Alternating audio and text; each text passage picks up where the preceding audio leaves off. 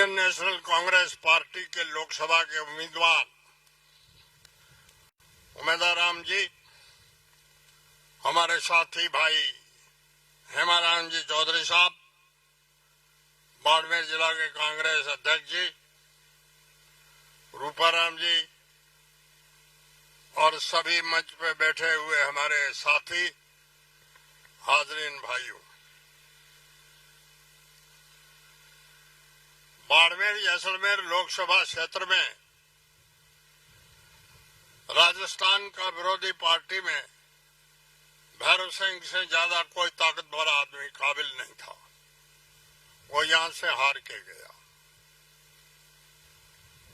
तनसिंह राजपूतों में जिसकी अभी तक भी हर साल जयंती मनाते हैं युवा लोग, वो भी बाड़मेर में कांग्रेस पार्टी के उम्मीदवार से हारा। और वो उम्मीदवार कौन था जिसकी आप हर जगह गिला करते हो? वो जात का बढ़िया था, और बढ़िया इस जिले का भी नहीं था, जोधपुर जिले का था, सेठ भी नहीं था, एक सेकेंडरी हायर सेकेंडरी स्कूल के बच्चे इंग्लिश सब्जेक्ट का प्राइवेट पढ़ाता था। और बाड़मेर में कोई कांग्रेस का उम्मीदवार न मिल रहा था, तब वो नाथुराम जी के पास गए और नाथुराम जी ने उसको बाड़मेर से कांग्रेस की टिकट दिला दी। तो भैरव सिंह हार सकता है, तनसिंह हार सकता है, तो इससे सब छोटे और हल्के आदमी है, अपन क्यों हारते हैं? उसका कारण साफ है, सच्ची लोग नहीं कहते हैं। उस जमाने में जाट, मेघवाड़, मुसलमान कांग्रेस के अपने आप में सीधे वोट मानते थे और 99% वोट कांग्रेस के हक में डालते थे, तब वो जीत के गए। आज वो जमाना आप खुद ने बदल दिया है। अभी विधानसभा चुनाव में हम हारे हैं, हमारे भारतीय जनता पार्टी ने हमको नहीं हराया।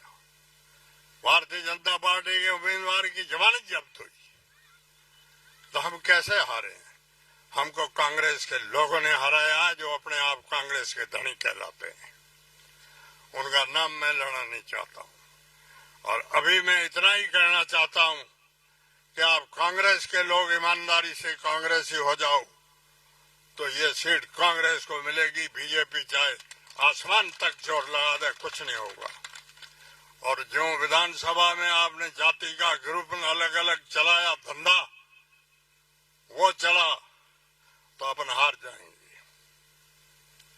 अभी भी मैं आपको बात सुनाऊं, राजस्थान पूरी में 40-41 जिला कांग्रेस कमेटी है। जिला कांग्रेस कमेटी का अध्यक्ष कहीं से भी कांग्रेस उम्मीदवार के खिलाफ चुनाव नहीं लड़ा। बाड़मेर जिला अध्यक्ष कांग्रेस का चुनाव लड़ा, और वो आज इस मीटिंग में उसके आदमी एक भी नहीं है, न खुद है। वो कल मीटिंग वो अलग बुला रहा है। तो आप सीधी मान लो यहाँ 2 ग्रुप कांग्रेस के हैं, और ये 2 ग्रुप आज तक नहीं रहेंगे, अगले 40 सालों तक रहेंगे। 40 साल तक यहाँ से मुसलमान एमएलए नहीं जीतेगा। ये मुसलमान दिमाग से बात निकाल रहे हैं, क्योंकि मुसलमान इस सीट से 22% है। 78% यहाँ के वोटर हिंदू है। मुसलमानों में चाहे छोटा भी एक ग्रुप अलग हो गया, तो हिंदू इतने बेवकूफ नहीं है जो आप मुसलमान को वोट डालें। कोई नहीं डालेगा। मुसलमानों से तो ये सीट चली गई, न मिलेगी। मेरा तो भाई उम्र के लिहाज से भी आगे कोई चुनाव नहीं लड़ना, न लड़ूंगा, और आगे वाले चुनाव तक हम रहेंगे कि नहीं रहेंगे। हमने हमारी उम्र सन 55 से कांग्रेस के सदस्य हैं, और आज तक कांग्रेस पार्टी में रहे हैं, और दूसरी पार्टी में हम एक दिन भी नहीं गए हैं। और आज भी हम चाहते हैं कि हमारा कांग्रेस उम्मीदवार जीत जाए। आज जो आदमी अलग पार्टी बुला रहा है, वो जाटों का आदमी है। चुनाव प्रचार में जगह जगह कहा है कि ये जाटों का है, इसका नाम फतेह खान नहीं है, इसका नाम फतेह राम है। ये अगर नहीं किसी ने कहा है तो मेरे से पूछ लीजिए। तो आपके ये फाताराम 2 ग्रुप खड़ा करेगा और शिव कॉन्स्टिट्यूंसी की हालत अच्छी नहीं रहेगी। मैं आगे आपको इतना कहना चाहता हूं, कांग्रेस पार्टी और भारतीय जनता पार्टी का मुकाबला है। निर्दलीय चाहे कोई भी जीतो चाहे हारो, आखिर बीजेपी है। और यहाँ पर भारतीय जनता पार्टी को हमेशा वोट इकसाई होकर के केवल मुसलमान नहीं देते हैं, बाकी आप सब लोग देते हो, आजमाइश के तौर पे देते हो, अदावती भी देते हो और अपने स्वार्थ के लिए भी देते हो। और आज दुखी भी सबसे ज्यादा इस जरे में, इस देश में मुसलमान है। कांग्रेस का अभिन्न अंग ये जात है और सबसे ज्यादा दुखी ये है। मैं आप सभी से पूछना चाहता हूं, इस जिले में 21 पंचायत समिति है, 17, 21 तहसील है, एक चपरासी मुसलमान है क्या? तो देश आजाद को आज 80 साल हो गए हैं। जिस देश में चपरासी नहीं जिले में बन सकता तो उनकी क्या औकात है। ये तो मुसलमानों की औकात रही है और अब धीरे धीरे थोड़े थोड़े मुसलमानों में पड़े हैं। इसलिए मुसलमान भी विचार करते हैं कि अपना वोट ये खालसे का मानते हैं कि मुसलमानों के लिए कोई दूसरा रास्ता नहीं है, ये जाएंगे कहाँ, और ये तो वोट कांग्रेस को ही देंगे। यार काम हुआ चाहे न हुआ परवाह मत करो, दूसरा न राजी करने की कोशिश करो। अब इनमें भी ये रोज चर्चाएं होती है और मेरे पास डेली इनकी बातें आती है। मुसलमानों की हालत हरिजनों से नीची है, चाहे भले कोई माने चाहे न माने। मैं सभी आपसे चाहता हूं, डेमोक्रेसी का अर्थ ही है सबको बराबर रखो, बराबरी में जाति के हिसाब से रखो। हम भी यहाँ 16% है और शेड्यूल कास्ट भी 16% है। शेड्यूल कास्ट के यहाँ 5-8 हजार सरकारी कर्मचारी है, हमारे यहाँ 200-100 भी नहीं है। तो ये मुसलमानों के साथ अन्याय। अभी भारत सरकार में एक बिल पास हुआ है, वो भी केवल मुसलमानों के खिलाफ पास हुआ है, जिसका किसी भी कांग्रेसी सांसद ने भी कोई ऑब्जेक्शन नहीं किया है। इसलिए हम कांग्रेस से भी नाराज हैं। उन्होंने ये बिल पास किया है कि अफगानिस्तान, बांग्लादेश और पाकिस्तान से कोई मुसलमान इस देश की धरती पे आएगा उसको नागरिकता नहीं मिलेगी,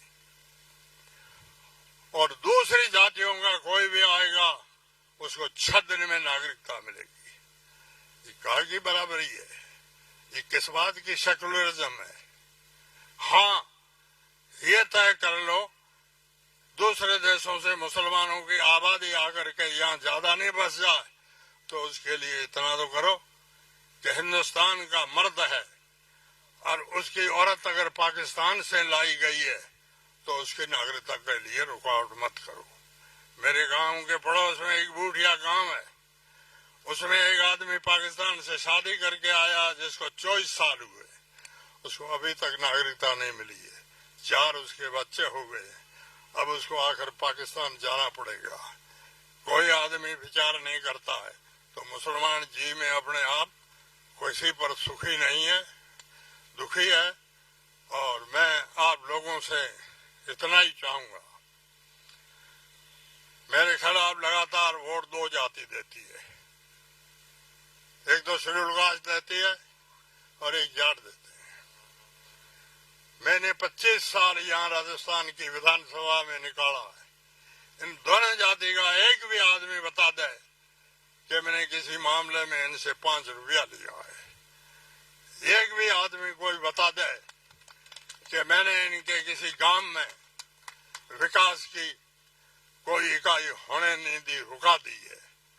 पिछली बार भी मेरे को वोट नहीं मिले, लेकिन मैंने ढगारी, शास्त्री गांव, रातड़ी गांव, धरानी मेघवालों की ढाणी, भिंडानी मेघवालों की ढाणी, समेलों का तला, देदू शहर, इन मेघवालों के गांव में हर सेकेंडरी स्कूलें खोली है, यहाँ मुझे एक भी वोट नहीं मिला है।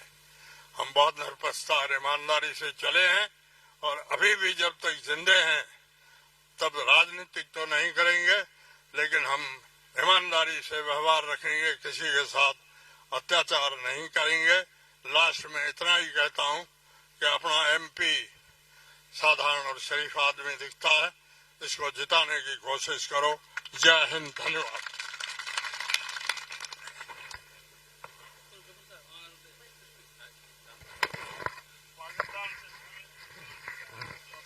बहुत बहुत धन्यवाद आदरणीय अमीन साहब। अब मेरा निवेदन रहेगा हमारे बीच में हमारे अपने आदरणीय हेमाराम जी चौधरी साहब से कि वो अपने शब्दों से आशीर्वचन से हमें नवाजें। आदरणीय हेमाराम जी चौधरी साहब।